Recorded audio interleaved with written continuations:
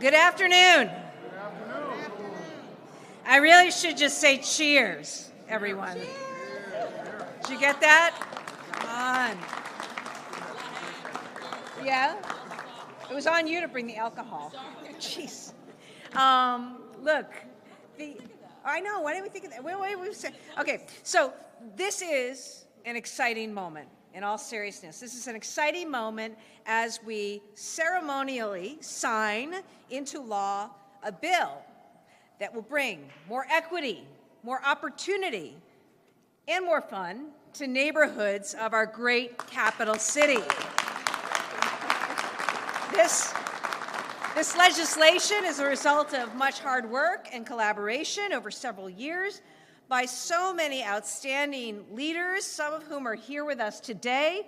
Congresswoman Ayanna Pressley, who was once upon a time a city councilor advocating for this.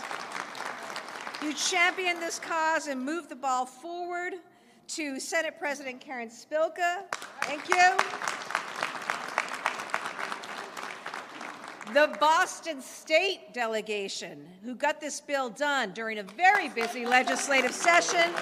Senator Liz Miranda, Rep. Chris Worrell, Senator Will Brownsberger, Senator Nick Collins, Representative Dan Ryan, Representative John Moran, Representative Bill McGregor.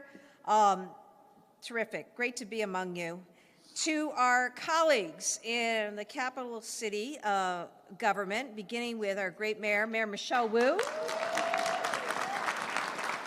City Council President Lucy Lucienne, Councilor Brian Worrell, and the Boston City Council that passed the Home Rule petition to start this process off.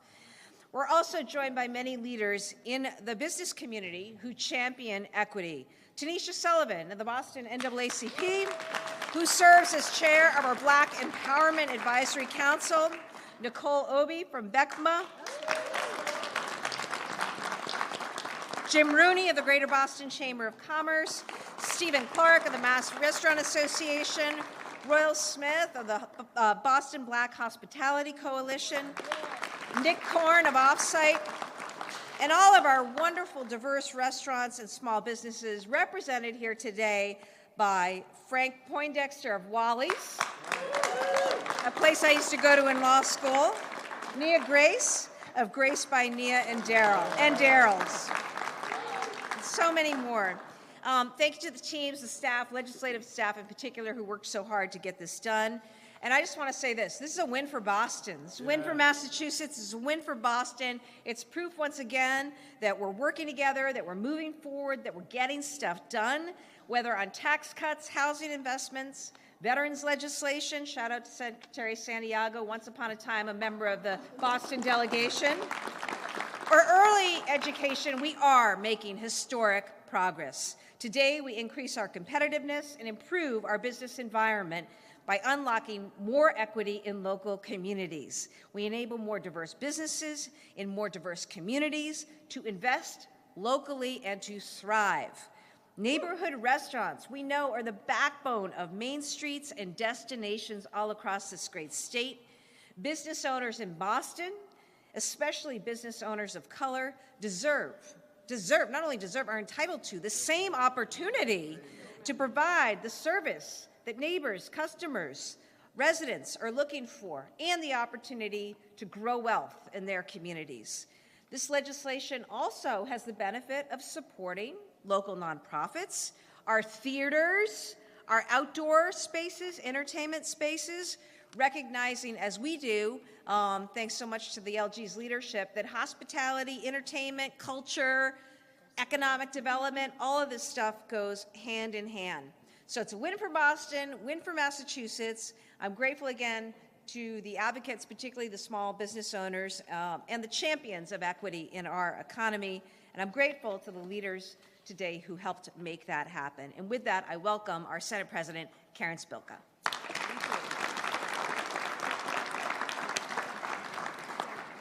Good afternoon. Thank you, Governor. It's wonderful to see all of you and all those behind me as well. I'd like to acknowledge Governor Healey and Lieutenant Governor Driscoll for all the terrific things you continue to do to help make Massachusetts more competitive in all of the areas, all of the sectors. It doesn't matter. I believe Massachusetts, with the leadership of the governor, lieutenant governor, and all the legislators and folks here, we are number one in so many different areas, and we keep moving forward and making progress, and thank you so much for all that you are doing. We couldn't clearly do it without the governor and lieutenant governor. It's great seeing Congresswoman Presley, Mayor Wu, City Council President Luijun, members of the City Council who are here, all my colleagues in the House and Senate, all of you that worked hard on this and so many other areas, all of the business community that's represented here. I'll spare you, I won't repeat everybody, but it just shows how important this whole issue is, not only to Boston, but to Massachusetts, by all of the people that are here. And I want to say that this one was important to get it done. This was really important. Restaurant, as acknowledged, are the hubs of our community. People congregate, they talk, they really help grow and solidify the fabric of our communities and the hubs of our communities. And for far too long, they have been systematically pushed to wealthier areas of Boston and to owners who could afford the liquor licenses. This is a strong step in the right direction to bring equity to every single neighborhood in the city of Boston. And I want to credit Senator Miranda for proposing this legislation in the Senate.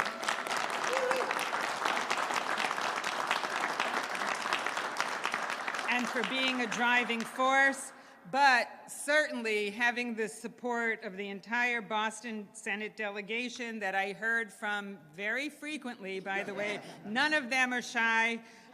Senators Brownsberger, Collins, Rush, DiDomenico, and Senator Edwards. All of you and the House members, thank you for your unwavering advocacy for this bill and for always the unwavering advocacy for your communities. I look forward to coming to Boston and going to the different neighborhoods and toasting to all of you. Thank you. And that.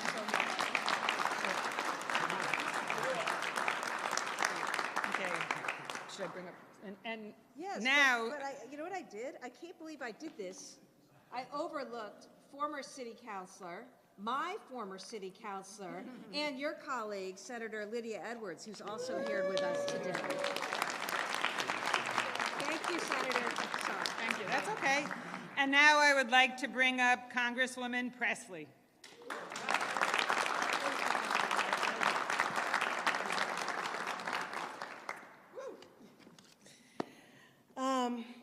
Governor, I have to say that, you know, because there are so many people here today, it's easy to have oversights. And if there are any more, know that it's an error of the head and not the heart. But I would say that it is incredibly heartening that there are so many people here. This was not always the case on this issue. Many people saw this as a third rail issue. There were a lot of people that were happy with an unjust status quo. 10 years ago, when I was an at-large Boston City Councilor and chair of the Committee on Healthy Women, Families, and Communities, making the case that walkable amenities, that restaurants had something to do with healthy communities, that it was about public health and public safety, social and economic mobility, these critical anchors.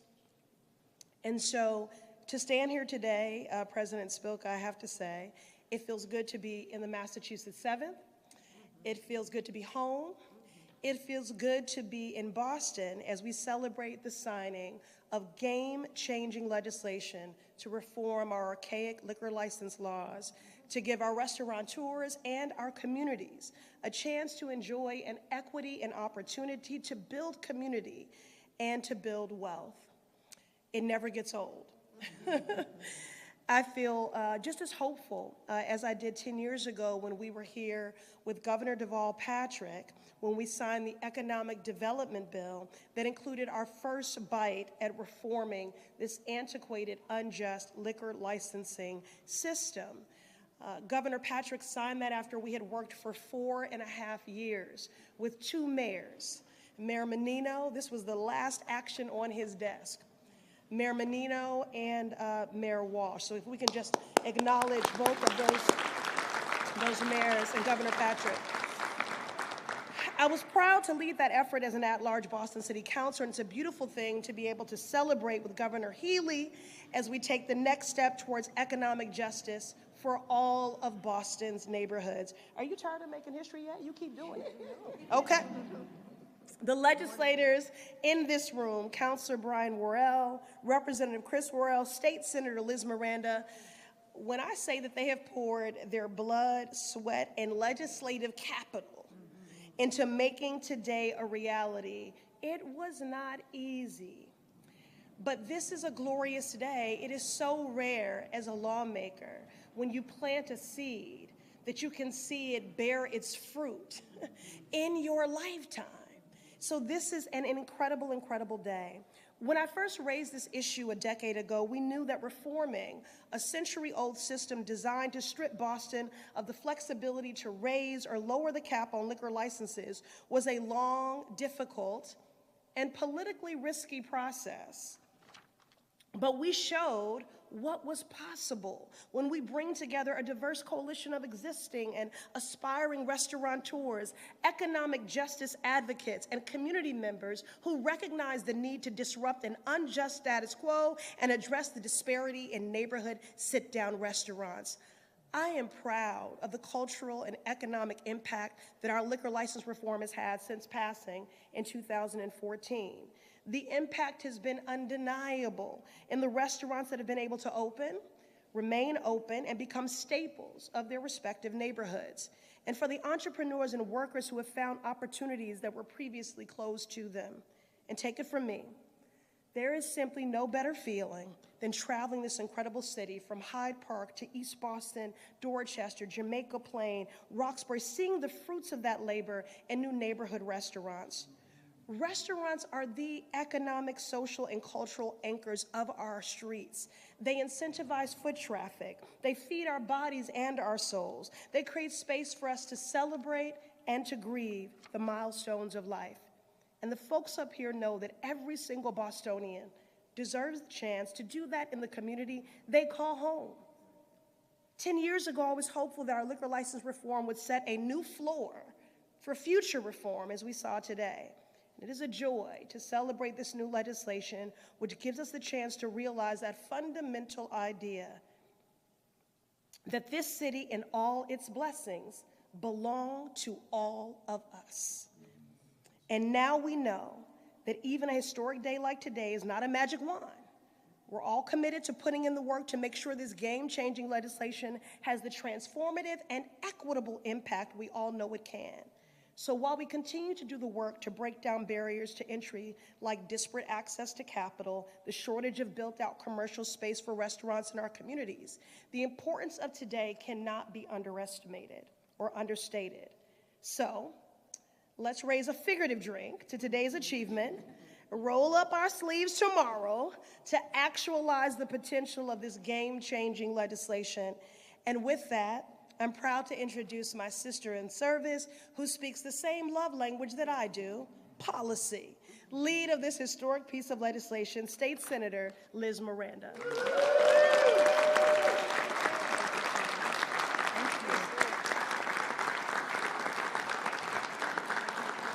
This is a beautiful day. And before I begin my remarks, there's a couple other restaurateurs and owners that are in the audience. I know you might came a little late, but please stand behind us. I don't want to call names. Y'all know I know who you are. But stand to the left and right, because this is what the face of Boston ownership looks like. It's diverse, it's Cape Verdean, it's Dominican, it's Haitian, it's Black American, it's white American. And this is the reflective of the city that I was born and raised in. I just want to say thank you to all of you for being here. Thank you.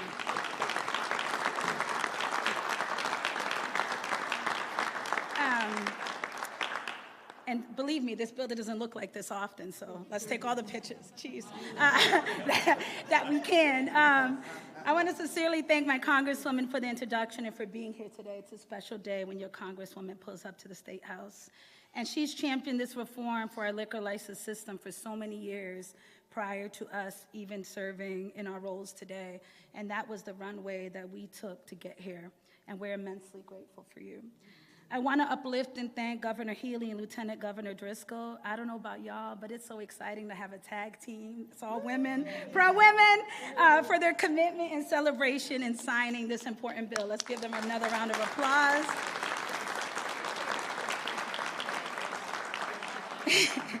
I want to thank Senate President Spilka for prioritizing this home rule petition. I want to uplift and thank the mayor. And to your team, I see Chief Shagun in the building. I see the small business team and the licensing team and the Boston City Council members. We cannot do this without you. I see City Council President, Madam President Lujan, and also Brian Worrell cannot be with us, District 4. Oh, he's here? Where's he? What up, B? No, sorry. Good to see you. And all my colleagues, Senator Edwards, Rep. John Moran, Councilor Durkin, and Councilor Coletta, that I think are both all here. This is a trifecta. You can't do anything in a home rule petition without City Council support and the mayor, and you can't do anything without the House and the Senate.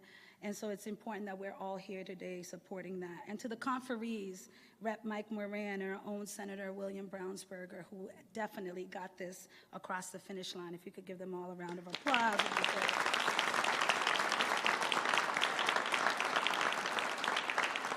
I want to thank all the residents of our great city and the small businesses who are in the audience today, or even members that own businesses in other cities that hope to come to Boston, who helped to make today possible with all the hope, heart, and hustle that it's taken you to start your own businesses. We are proud that the entire Boston delegation championed this bill, and I want to thank everyone for their support to bring it to the finish line.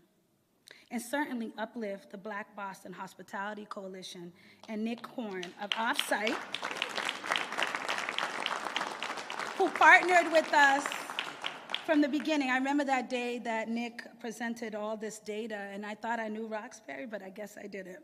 And what he provided to me and to all my colleagues was this statement about equity, how a street like Blue Hill Avenue that's entirely in my district, that's 4 miles long, had a handful of licenses, and Newberry Street, which I frequent both of those streets, it was a mile long and had over 15 licenses. That isn't equitable. And that one dramatic sort of sight, if you close your eyes, was one of the reasons why I went so hard for this bill, because I'd like my Blue Hill Ave to look like Newberry Street one day. That's right.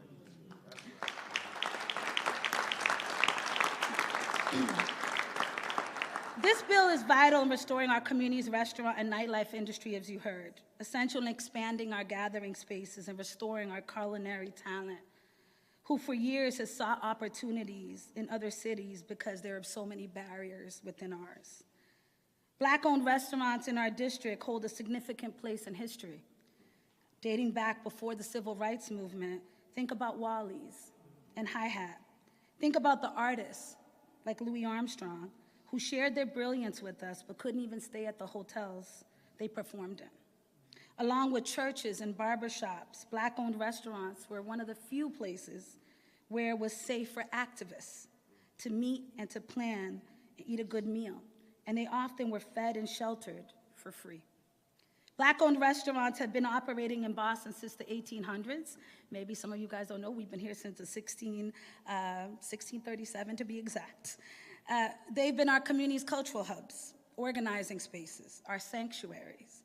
They have not rebounded from the COVID-19 pandemic, and many are still struggling to keep their doors open without these licenses. So this is about economic development to grow our whole city, brick by brick, block by block, and neighborhood by neighborhood. Enabling our current and prospective small business owners to secure these neighborhood restricted liquor licenses will not only help us do that, but it'll help us tackle the pervasive racial and gendered wealth gap that is actually growing. Restaurants and neighborhood gathering spaces are critical when you have a thriving, healthy community, as our Congresswoman has shared. They've been essential in circulating the dollar spent in our community to maintain and be and remain in our communities. But make no mistake, this bill is more than just about liquor licenses and restaurants. It's about not being excluded in our own city, because we belong everywhere. and in every industry and in every neighborhood in the city of Boston. And we desire and are working together to operate and create a city where any resident with a dream and stake in our community can open, can operate, and can maintain a successful restaurant. And I hope these licenses will serve as this great equalizer. This is about dreams becoming reality and revitalizing forgotten neighborhoods. I cannot wait for the day when we can drive down Blue Hill Avenue and I can pull over and stay a while. Well, I don't drive, but my friends can pull over. For those 4 miles and get some polvo and punch, to get some griot and legume with some babanku, to get red snapper and a red stripe, and some mofongo and brugal. That is the city that I want to live in. That is the city that I want to represent. And now I'm so pleased to introduce the House Filer, my friend, and the great state rep of the 5th Suffolk District, Brother Chris Worrell.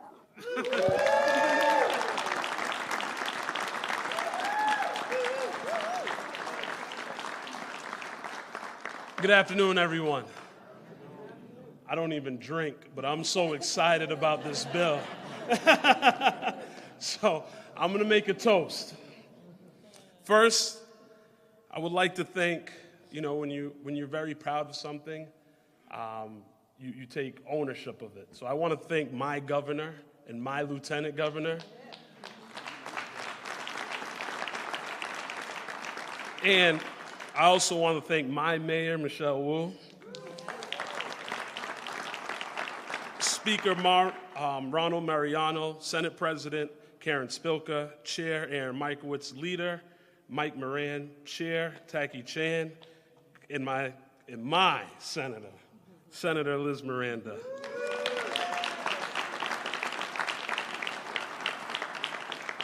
Again, here goes that word "my" again. As well as my favorite Boston City Councilor, Brian Worrell, for taking this idea and actualizing it in the city of Boston. I think it's evident by the amount of people who contribute to this passage. We are strongest when we work together. This historic partnership between the state and the city is a relationship that my brother and I are committed to cultivating throughout our 10 years in this role. I also want to take a thank you to our fierce advocates on this bill, Nick Korn and Royal Smith.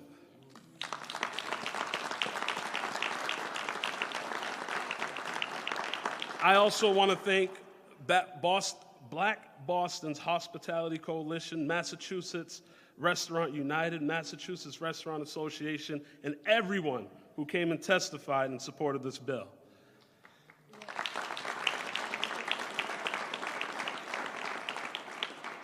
The last Boston liquor license bill was led by my Congresswoman, Ayanna Pressley. Boston's first Black city councilor, she not only paved the way for today's bill, but had a vision and the courage to create it. Thank you, Congresswoman Pressley, for inspiring me. For inspiring me to stand up for what is right. I cannot overstate my pride as a first-term representative and the House champion of this bill. When I've learned about the stark data-driven differences in liquor license ownership, it took me back to 18-year-old me, the culinary arts major at Bunker Hill, whose dream was to open up a restaurant of my own. It made me also think of Helder and Lillian Brandao, who isn't able to open their second restaurant because of the lack of essential liquor license. It also made me recall Mark Reed, the executive chef at Hummingbird Jamaican Cuisine in Dorchester, who can't afford $600,000 for a liquor license. But it reminds me of Bipla and Quasi from Comfort Kitchen in Dorchester, whose dream was to change the perception of immigrant foods. Now, James Beard nominated restaurant in my district has been able to flourish with a liquor license. Chances are not guaranteed where I'm from. Yes, I'm from Boston, but I'm also from Dorchester. And the people behind me are from Roxbury, Mattapan, Hyde Park, and East Boston, and throughout our great city, Boston. Neighborhoods only a few miles away from here, but it feels worlds apart. A lot of people don't even think there's black and brown people here in the city of Boston. And when I look around, all I can say, look at us now. We fought for a chance, and we've been given it. Now is not the time to rest on your laurels.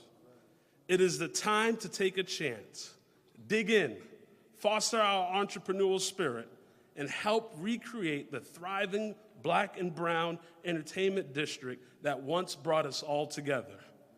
These licenses are a large part of initiative to spark economic growth from Blue Hill Ave to Bennington Street. If you don't know where Bennington Street is, that's East Boston, okay?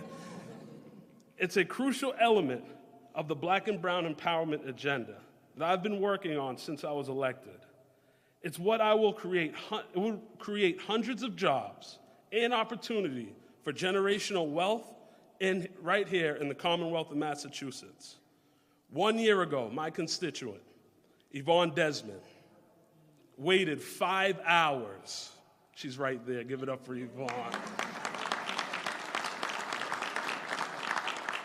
She waited 5 hours to testify in support of this bill. Yvonne is a lifelong Roxbury resident and a 7th-generation Bostonian.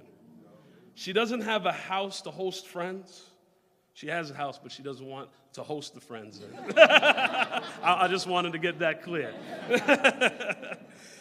A car to get around the city, or time to take 3 buses and a train to get to the seaport. She would like to get together with her friends in her neighborhood and enjoy life in the city that raised her. Now that the passage of this bill, Yvonne, your dreams have came true.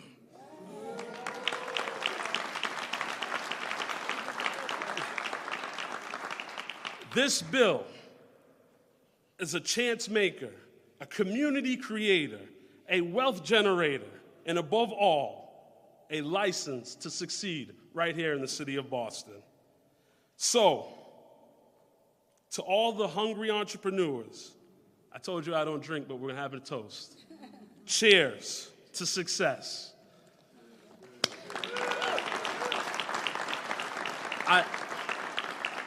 I would now like to introduce a leader who has never shied away from a hard fight worth fighting for, my mayor, Michelle Wu.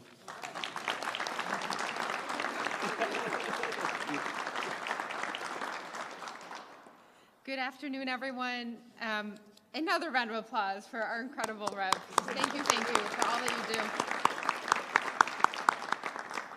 I also can't drink for 14 more weeks, but I'm counting that down every day.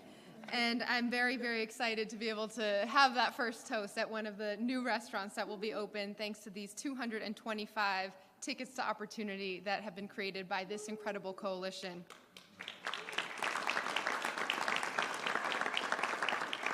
So I won't be able to get everyone, but I do want to double down because there are so many people to thank here, starting from our trailblazers back in the day, in addition to the amazing then counselor, now Congresswoman. We also have a couple of former city councilors in the House. We have the chair of our Commission on Black Men and Boys, Tito Jackson. And the counselors who have carried that torch forward today. Thank you, Councilor Brian Worrell, Madam President Ruthie Lujan, who filed this, championed it, and to Councilor Durkin and Coletta Zapata, who are here and helped move that through, along with all their colleagues. Thank you to Representative Worrell, Senator Miranda for taking this up and fighting for it up here at the State House, Senate President Spilka, House Speaker Mariano, Governor Healey, Lieutenant Governor Driscoll, the leaders on each of the chambers who also made sure to draw the full resources of both chambers to this, Leader Moran, Senator Brownsberger. Thank you to everyone who had a hand in this building, in City Hall, and most especially, Oh, Mike Ross, former city councilor, is here as well.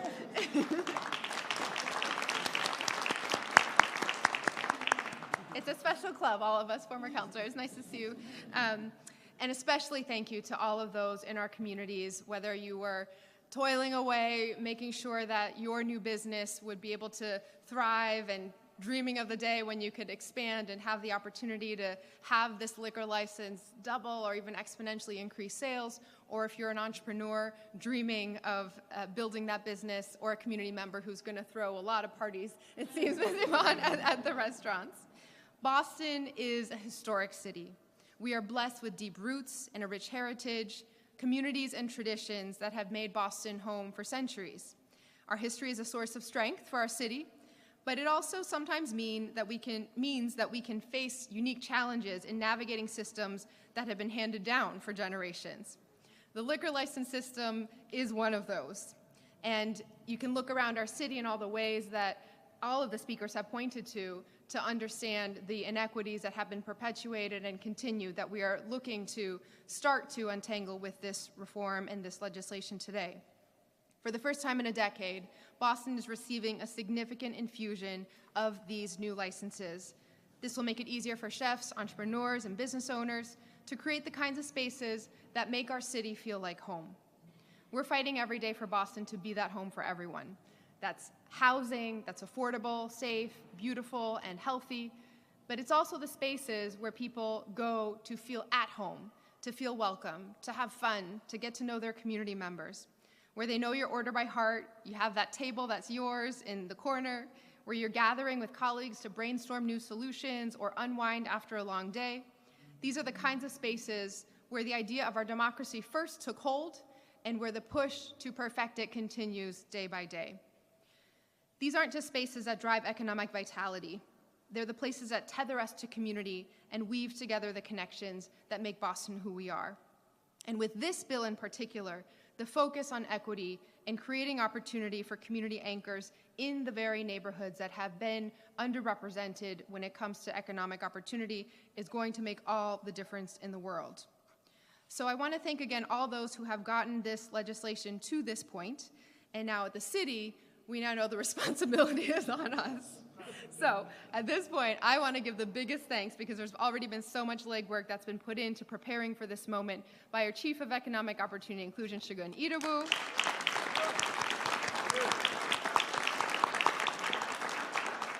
by our Director of Small Business, Alicia Porcena,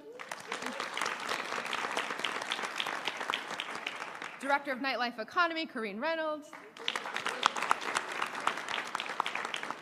Chair of the Licensing Board, Kathleen Joyce,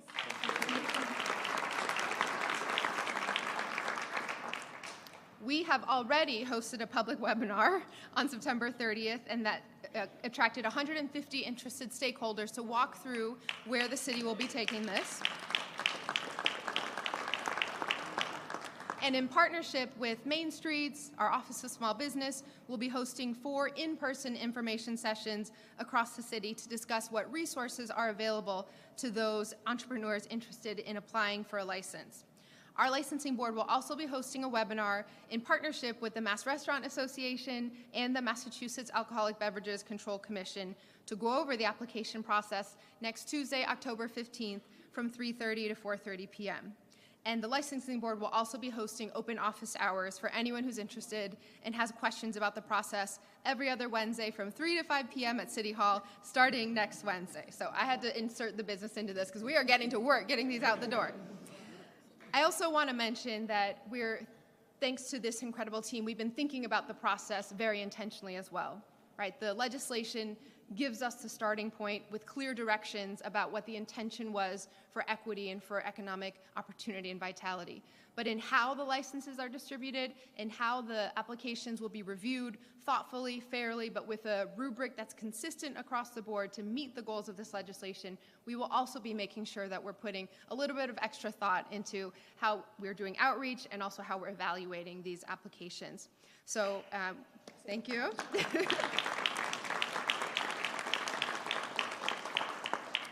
So we're so thankful to everyone for making this possible. We're so excited to work with you and see this blossom within community. And now, maybe the most important speaker is someone who has lived what it means to be a restaurant owner, who has created jobs and opportunity and vitality, and then who has taken that and grown a coalition, co-founder of the Boston Black Hospitality Coalition, Royal Smith.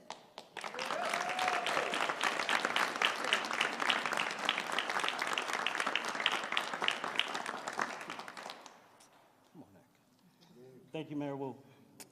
Good afternoon. My name is Royal Smith. I'm the owner of District 7 Tavern and the co-founder of the Boston Black Hospitality Coalition. Alongside, I'm joined here with Nick Korn of Offsite.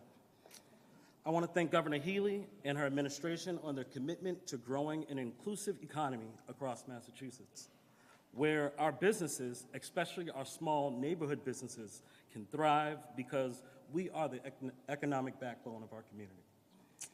I also want to thank the mayor, Boston City Council, and the state legislature, along with its leadership to getting this done. You cut through the noise and did something really good for small businesses. And in the process, your help addressing the racial disparities in access. Finally, I want to thank the NAACP Boston branch and Nick Korn.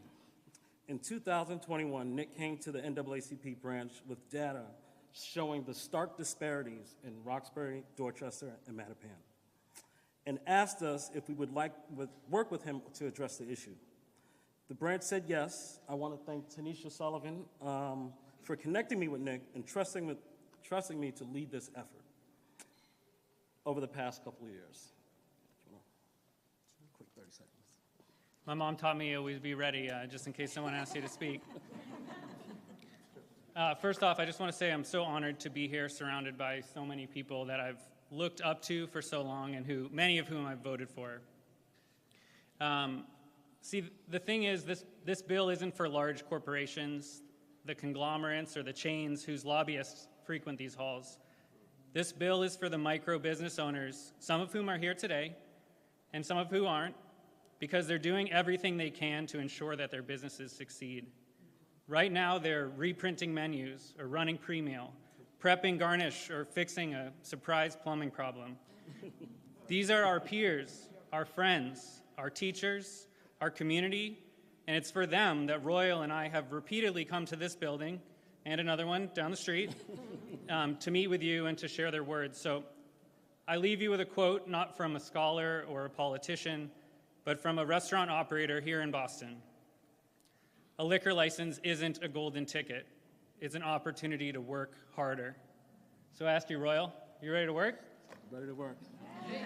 We got it done for our communities, not just Roxbury, Dorchester, and Mattapan.